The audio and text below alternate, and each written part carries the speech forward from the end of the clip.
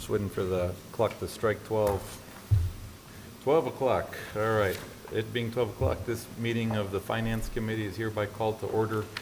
Do we have anybody signed up for public comment? No public comment. Okay, then on to the items for presentation and discussion. First up, presentation, discussion, and possible recommendation of BPUB's financial performance report for the period ending January 31st. Monica? Yes, good afternoon. Afternoon. Monica Cavazos, Director of Finance, and I'll be presenting the monthly financials, if I can find them, as of January 31st, 2024. We'll be focusing on the far right column, which are the year-to-date numbers, the fiscal year. That's October through January. And so looking at line right below line 5, you see that we had total operating revenues of $64,572,147. Then we see below line 11 that we had total operating expenses of $61,091,064, which left us operating income of $3,481,083. We then back out our net non-operating expenses shown below at line 18 of $4,921,033, which left us income before capital contributions of a negative $1,439,950. We add our capital contributions of $1,434,404, which gave us a change in net position of a minus $5,546. We add this to the net position at the beginning of the year of $452,609,182, which gave us a net position at the end of the period of $452,603,636. Moving on to our flow of funds. You see on line 7 that we had gross revenues of $78,926,058. We then back out our expenses for fuel and energy costs, operating system energy expenses, off-system energy expenses, and our contributions to SRWA, which gave us adjusted gross revenues of $55,730,545, which this is the basis for the 10% gross transfer to the City of Brownsville. Going down to line 18, you see that we had a balance available for surplus, net of COB's usage of $13,720,441.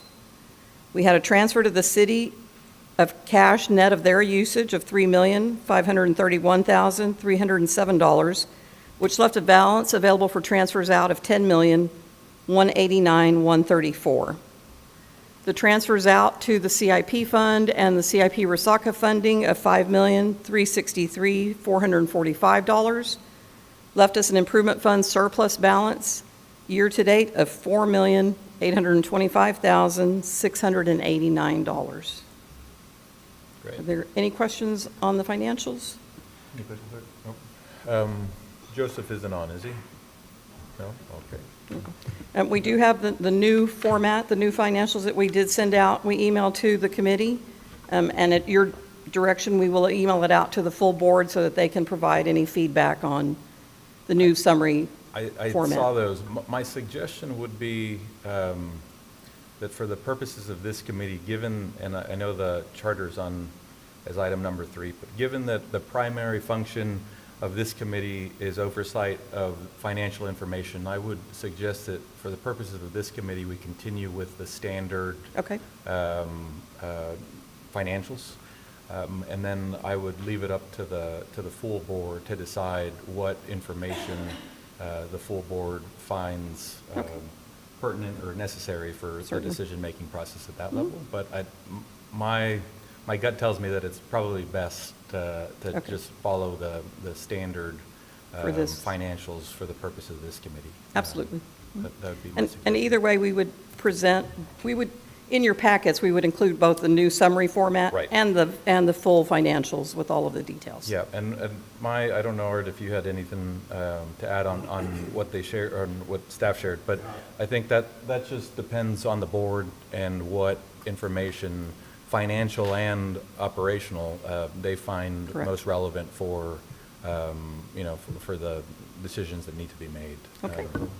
And I did look at it, and I actually suggested that Mr. Sampaio take a look at it and see what his thoughts were, but he's right about what the mission of this committee is. I don't have a problem with the standard format that we're using, but let's present it to the board. I don't know how, Marilyn, we can introduce this item of a new format. I know there was a board member that requested this. Yep, we have not met. I'm not sure if the Finance Committee has met, finance members. I have not met yet with the board member who requested it, but I will discuss it with her. Okay. All right. And the other suggestion may be as we move forward with the strategic planning process, and I don't know what the status is that, but as we move forward with that process, you may want to tie the ultimate, the final dashboard or scorecard or whatever it is that we want to call that new format that's being presented. It may make sense to tie that to the strategic plan so that rather than just presenting indicators, they are in one way or another tied back to what the executive team, our employees, our stakeholders, and the board ultimately decide are the most important objectives for the organization. So just a thought that it may be an opportunity to tie it into that process and get everybody's feedback. If it's important enough to be in the strategic plan, Yes. it should probably be on as one of those metrics. On the price. And if it's on that dashboard, then it should probably be part of the strategic plan as well. And that's just a thought. Okay, Okay. thank you all. Thank you. All right. If, with your permission, I do want to add, just since you brought up the strategic plan, we did bring up the finance as part of the strategic initiatives. We met internally and we discussed a whole other, but we won't take time to discuss it here, but it is a new area that we've done as part of one of our goals for finance. Great. Thank you. All right. Is that it for item number 1, Mike? Are we moving on to 2? Item number 2. Okay. Okay. Item number 2 is presentation, discussion, possible recommendation on awarding contract for grant consulting services. Mike? Yes, so good afternoon, Mr. Chair and members of the committee. So we are in need of a grant management consulting services. So staff did initiate the RFP process. We will, okay. So I'll be talking a little bit about the background, the request, the RFP process, the selection of the firm, and then staff did conduct a cost-benefit analysis, and then we'll open it up for some questions. So a little bit about the background. BPB has a full-time staff position, a grants coordinator, who is tasked with researching and submitting grants. In recent years, BPB has experienced an increase in projects that can benefit from external funding sources, for example, being the SRWA optimization or expansion projects, and this would certainly reduce the burden of existing base rates. So the BPB executive team tasked the grants department with increasing the number of grant opportunities reviewed to fund projects throughout the organization. So in December, BPB went ahead and initiated the RFP process. A total of 5 firms submitted proposals. A review committee consisting of finance and purchasing staff read through the proposals and ranked each of the firms based on 4 categories, being the qualifications, experience, methodology or plan, and cost. So based on the ranking, BPB staff will be recommending the selection of iParametrics to help with grant research and management. They were amongst the top-ranked candidates in all categories. Where they set themselves apart was their estimated cost amongst the other top-ranked firms. The cost presented by every firm can vary depending on complexity of the grant application, and their fees were estimated based on projected hours. iParametrics were the clear choice based on the value they offered per grant application, and we did provide copies of the ranking sheets, and they were placed right in the desk in front of you. So as I said, staff did conduct a cost-benefit analysis of hiring an additional grants coordinator versus, getting assistance from a consulting firm. So here we can see, a grant coordinator with benefits would probably cost us, and this is just a starting salary, without any experience would be at around $72,467. So some of the pros and cons associated with hiring versus a consultant. One pro is potentially the cost will be less in hiring an outside consultant. The cost that we included in the ranking proposal was actually based on, if the firms were able to provide 10 grant writing submissions. Just, in contrast, our grants department submitted 4 grants this past year, 6 2 years ago, 5 3 years ago, and then we're projecting another 5 this coming year. So we're averaging around 5 applications, but the projections that were provided in the ranking sheet were based off of 10. So we're being a little bit opportunistic there. So is that 10 Optimistic. in addition to the 5, so your target would be 15?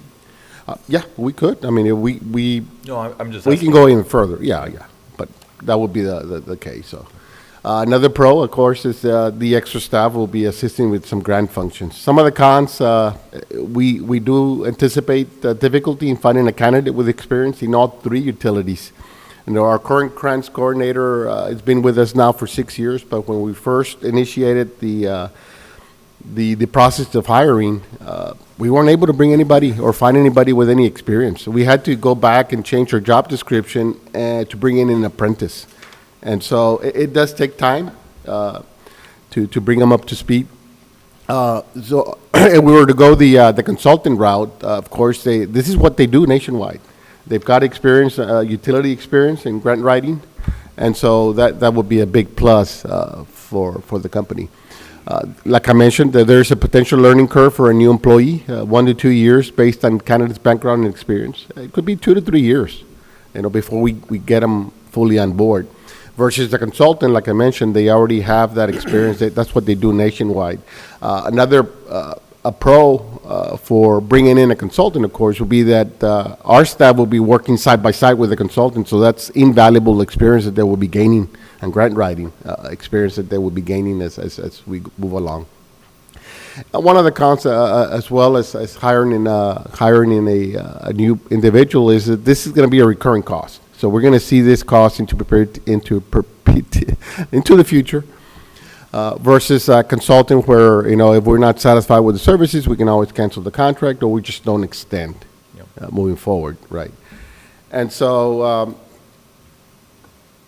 we will be bringing an item to the March 11th board meeting, recommending that the board authorize our general manager to go ahead and execute a 1-year contract with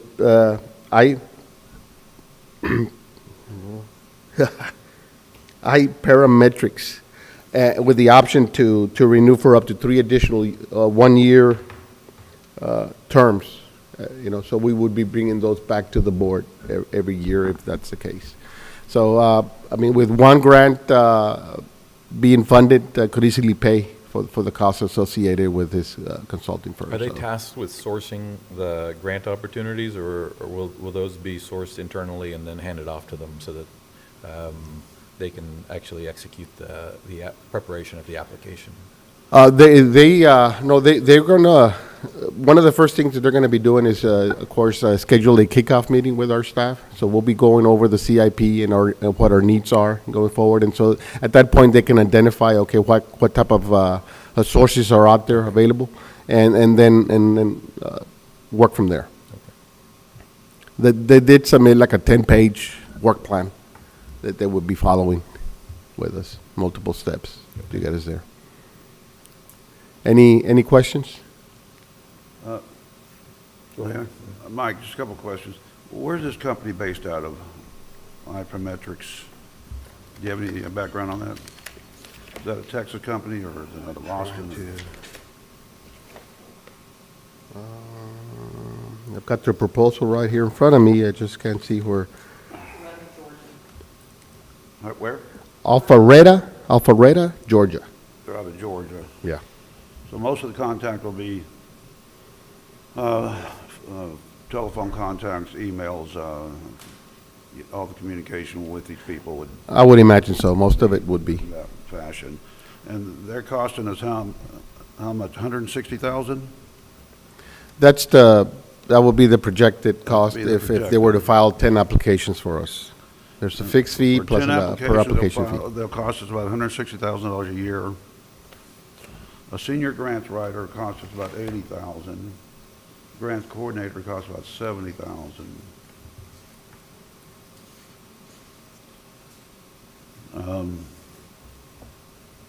You have only one person on staff right now that does grants? That's correct. And then, of course, their supervisor that's also familiar with the grants process.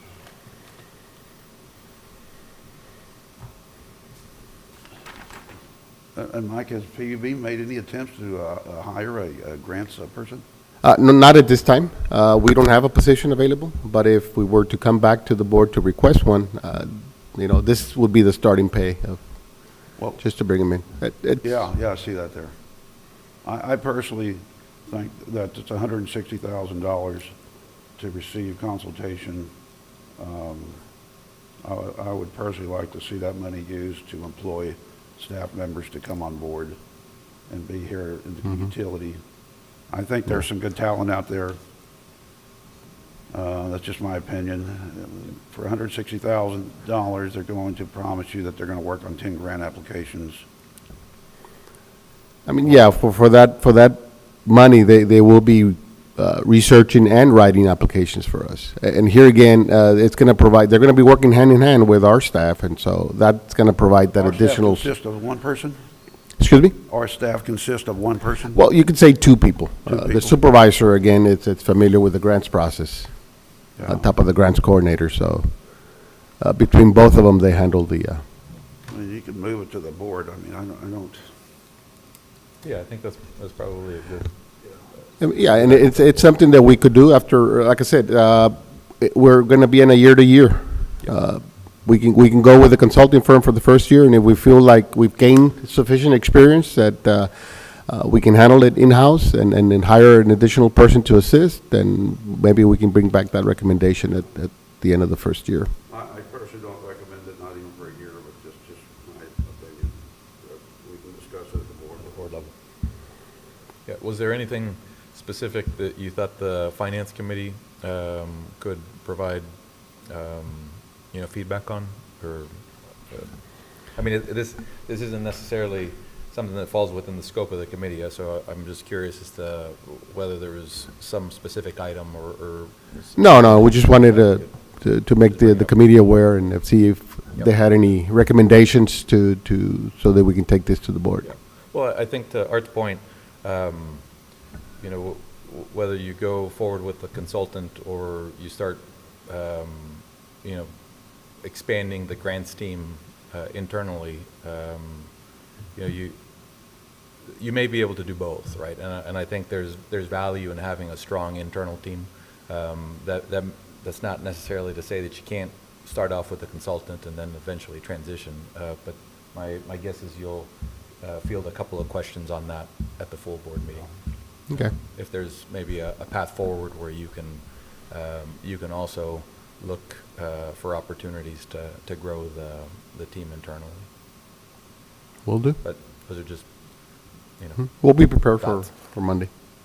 great. Okay. Any other questions? No? Thank you.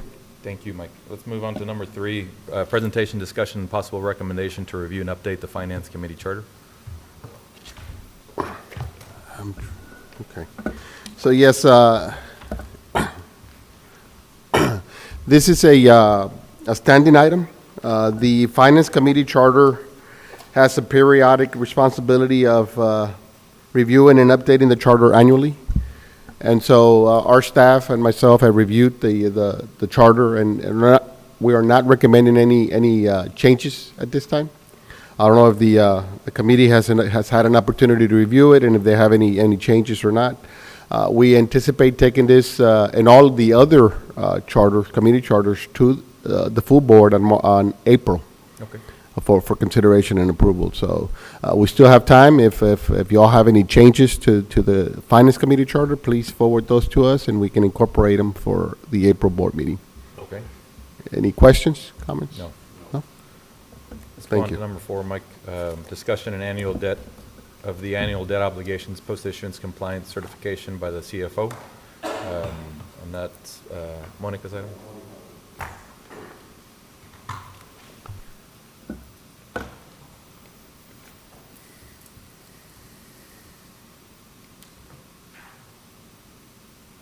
This is we have our debt obligations, post-issuance compliance policy and procedure. That has to do with, once we've issued bonds, there are certain requirements by the SEC and the IRS that we need to comply with. So we have a policy and a procedure that address all of those requirements. And we have a checklist of different items that the CFO has to certify that we are in compliance with it. That includes sending the policy and the procedure to our bond counsel to identify if there's any changes in tax regulations or any other legal changes that need to be incorporated into our policies and procedures. So they did complete that process for us. They did not identify any changes that needed to be made to the existing documents. We have multiple compliance issues. We also have, to ensure compliance with the SEC Rule 15C212, we will be issuing our continuing disclosure. That is part of those requirements. And so this is just to certify that we are fully in compliance with our policy and our procedures and all applicable laws and regulations. Great. So no issues with? No issues, no. Great. You- Art, any All questions? yeses. Good. Who does this check, this compliance check? It's done internally? Internally. Part of it is internally, and part of it is with the assistance of our bond counsel. So you can say that the bond counsel did participate in this? Yes, they did. Mhm. Our old bond counsel. And we have a new bond counsel starting March 1st, but our prior bond counsel, because we are certifying FY23, and so our prior bond counsel, Oric, who was our counsel during that fiscal year, they participated in the process. Okay, Okay, thank you. all right. Okay. Thank you, Monica. Thank you. And that does it for the open meeting items for presentation and discussion. So at this time, 12:21 PM, we'll go ahead and move into closed meeting. As we've stated before, we appreciate everybody's time. Appreciate you being here. If it's okay with your department head or supervisor, feel free to grab some lunch and head on back to your office and get on with the rest of your day. If you don't have to be here for any of the items that we're looking at in closed meeting. So thanks again for being here. Really appreciate it, and enjoy the rest of your week.